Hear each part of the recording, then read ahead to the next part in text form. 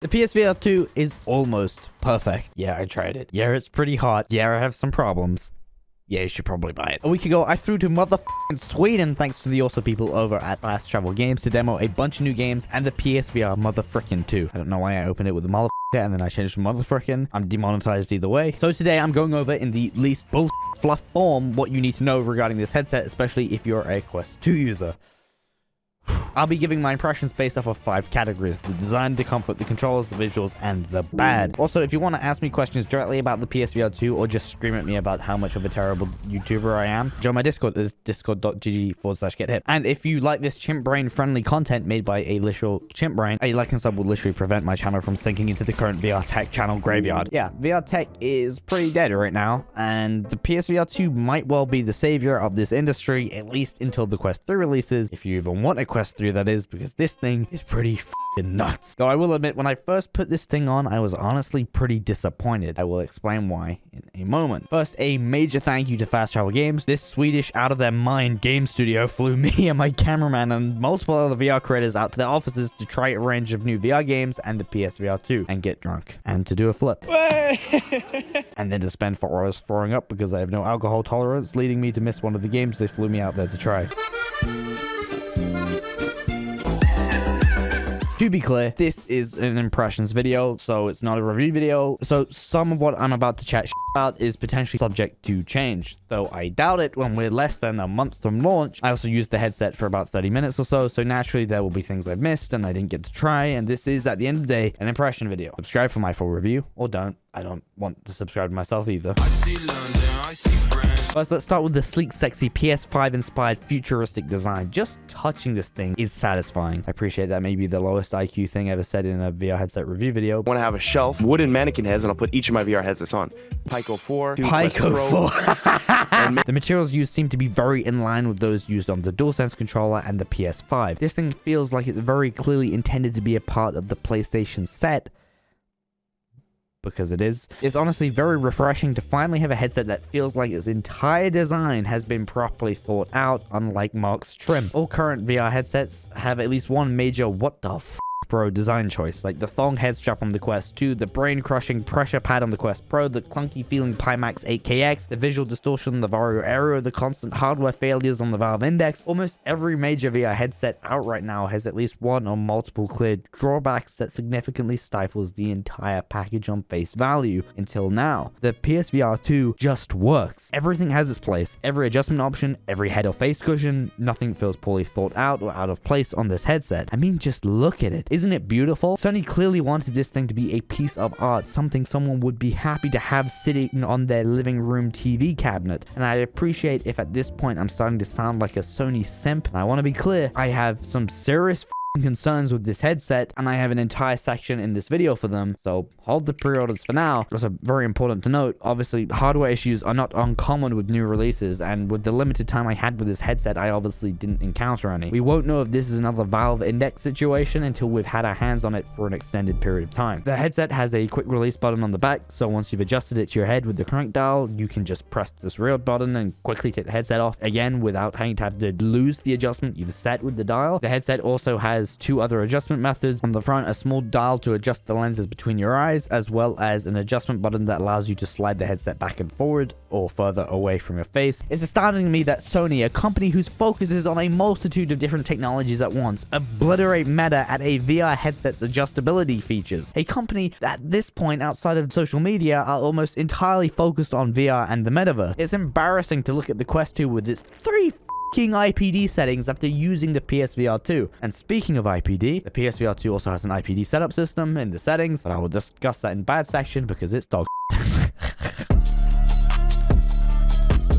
Have you ever heard anyone claim that they tried a VR headset and they like completely forgot they were wearing it? It's a pretty common claim, but personally I've never really truly felt as if I wasn't wearing a VR headset when I was playing a VR game. The Quest 2, the Index, every other VR headset I've tried still feels like I'm wearing a big off headset until now. The first thing I noticed when picking up this headset was just how light it was. The PSVR 2 is like 560 grams, at least according to this article, yet it feels lighter than the 501 gram Quest 2. I can only assume this is due to the very well balanced Halo head strap design, but honestly, reading this after having tried the headset makes me feel like a insane person because I could have sworn this thing was lighter than the Quest 2. Perhaps the Quest 2 naturally feels heavier due to most of the weight being placed at the front due to the headset's internal processing power, and the PSVR 2 feels lighter due to the fact that the weight is distributed far more equally around the device. You know, when I first saw the reveal and I saw the Halo head strap design, I was seriously concerned, especially after my experience with the Quest Pro and its skull-crushing pressure plate. Even the original PSVR, that thing never fit my chimp distorted head particularly well and always felt pretty insecure. I was skeptical of the Halo head strap design returning, but it just works flawlessly. I completely, and I mean completely, forgot this thing was on my head. Perhaps it was due to the game I was playing, but with the game I was playing, which by the way is still under embargo, so I have to censor all of it, never required me to quickly react or whip my head around. So how secure this thing will be in an FPS like the new Firewall, I don't know yet. All I can say is this thing was very comfortable, and with at least the game I was playing, I just forgot it was on my head. The facepad also has a very distinctive multi-layered accordion looking ass design, perfectly fitting to your facial structure when you push the headset up to your face, so light leakage was no issue. Also, because of the Halo head strap, unlike most other VR headsets, the weight of this thing isn't resting on your face, making it far easier to spend longer time comfortably in VR, especially when it comes to eye strain, because I felt literally none as this display f***ing slaps. I'll get onto that in a moment, but first,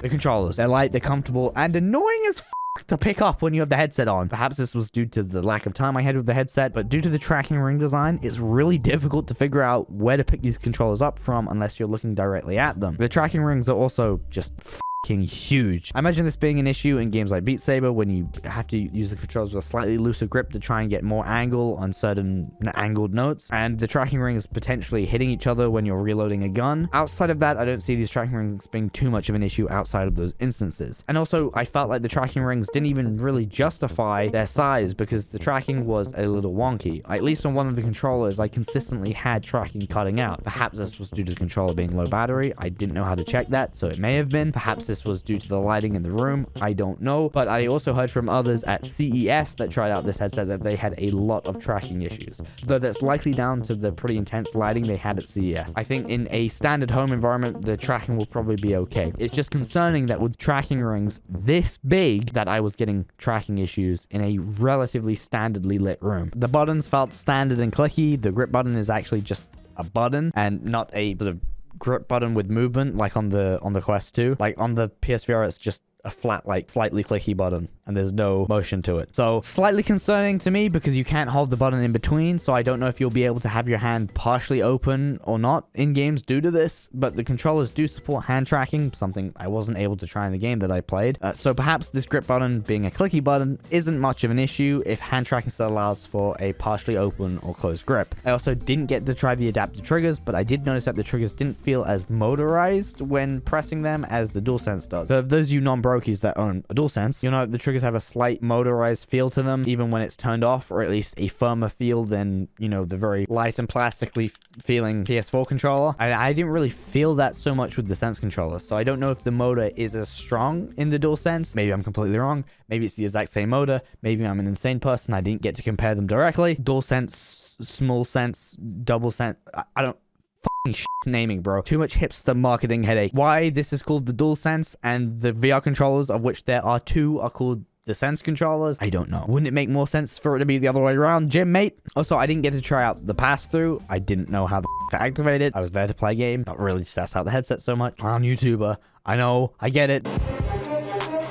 The PSVR 2 uses a dummy-thick 2000 by 2040 per eye OLED HDR display that runs up to 120 FPS. The OLED panel looks vibrant and clear, nothing felt washed out, black levels look good. I played for about 30 minutes or so and felt absolutely no eye strain. I never felt like I had to squint to read text or fight against glare. The lenses on this thing, at least in the game that I was playing, produced little to no noticeable glare, at least once I hit the headset sweet spot, which is pretty tight. When I mentioned earlier that when I first put this thing on I was disappointed, this is what I meant. It takes a little while of adjustment to hit that sweet spot, and this is particularly bad at this event because the headset was being handed around to multiple creators and was being adjusted on the fly for each. The Quest 2, although with its limited adjustability, is very easy to hand around without too much need for minute adjustment, mainly because you have only 3 IPD settings, less adjustment, easier to hand around, but lesser visual quality and comfort because of that. The PSVR 2 works in the polar opposite, more adjustment, more annoying to hand around to others, but with the end product being high visual fidelity and comfort. I also didn't notice any screen door effect or notice any individual pixels. Granted, I was only able to play this one game that I still can't talk about, so I didn't get to test out the display at a bunch of different lighting conditions. So take all of this with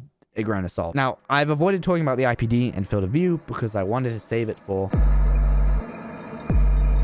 Once you set this headset up for yourself, via navigating through the PlayStation's menus and into its VR setup and calibrating the IPD for your eyes, it looks wonderful. But each time you hand this off to someone else, unless they have the same head shape and IPD as you, they're greeted with a blurry image. Because unlike other VR headsets like the Vario Aero, which has automatic IPD adjustment, the PSVR 2 requires this setting, navigation, and setup where you get to set your eyes being tracked and you have to line up the headset with this visual representation. This is why when I first put the headset on, I was so disappointed because I assumed the IPD adjustment would be automatic to the eye tracking capability and instead was just greeted with a shit blurry image until I dug through the setting menus for an IPD setup menu. Why Sony hid the IPD calibration tool away in a submenu of a submenu is just baffling to me. I think you can still adjust the IPD with the dial on the front anyway, but the developers, at least there, told me to adjust the IPD I had to go through this menu. I don't know, maybe you can just use the dial on the side and like just eyeball it and guess and figure out what looks clear, like on a lot of headsets, but they encouraged me to use the calibration tool, which was hidden away in the settings. It was annoying and I had to keep quitting the game in order to adjust IPD when it's handed around to other people. This may change for launch, but for right now, this is just kind of annoying. It's clear Sony have designed this thing around being a very user-specific headset, a legitimate gamer's VR headset, something you set up for yourself for actual AAA VR content, and not like a social VR, easy-to-hand-around metaverse device. It feels like Sony are genuinely focused on full AAA VR content shown via their user-specific setup and comfort features, but with the drawback of less immediate accessibility. I imagine with party games, handing the headset around to others to be a little more annoying than with something like the Quest 2. Just having a quickly accessible button to bring up the IPD calibration tool and the quick menu would be fine. I don't know why Sony didn't do that, and hopefully that changes. Unfortunately, I also have to include the field of view in the bad section. This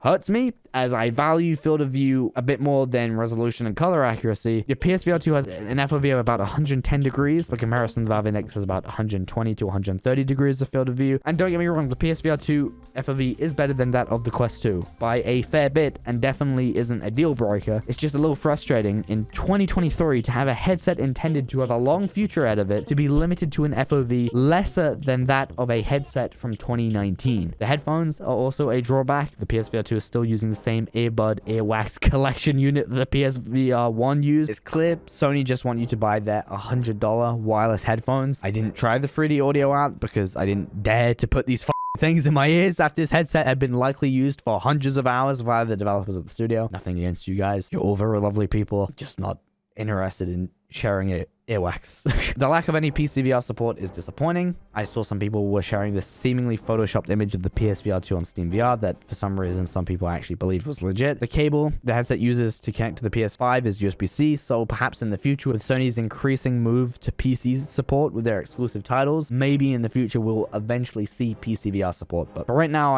I wouldn't hold my breath. The cable also isn't detachable from the headset, so it doesn't look like some sort of wireless support will be there either. Now, for a major serious concern I actually have that nothing to do with the headset itself, it's a patent that Sony owns. Sony currently owns a patent for a shadow banning system with the PlayStation VR. According to this patent, Sony would be able to shadow ban players based on the gestures and language they use in games. Use of inappropriate language or inappropriate gestures will give the player essentially a negative social credit score. Once that score has exceeded Sony's safety threshold, that player will be shadow banned. I despise absolutely everything about this. If you have half a brain, you'll be fully aware that what someone else finds or doesn't find offensive is very, very subjective, and a major corporation deciding what language or what gestures are or aren't offensive is a recipe for a social credit score disaster. It's unclear if Sony will actually implement this, but if they do, I have very little interest in spending any time in any social VR games they introduce this in. F*** off. With the confirmation of games like Gran Turismo 7 getting VR support, the current list of launch titles, Sony's clear focus on first-party VR games, and an all-around very solid headset that does everything just about right, the PSVR 2 looks to be a genuinely refreshing headset, something with no major what the design choices, just a genuinely solid all-around VR headset with a bright future of first-party exclusive titles. A true gaming VR headset and not another social metaverse pushing low-cost consumer headset with a 1 year or so expiry date. I'm extremely excited for this thing. I truly hope this lights up the VR tech scene once again, provided they don't hit me with a low social credit score for hitting the gritty. Also check out my Instagram at GetHipYT. I know I promote it every video, but still not enough of you are following me, which I honestly, I don't blame you. I post so many cool pictures of my car. It makes you feel broke. I get it. Just, you should unfollow me on Instagram if you're already following me. I just smacked my leg into my desk.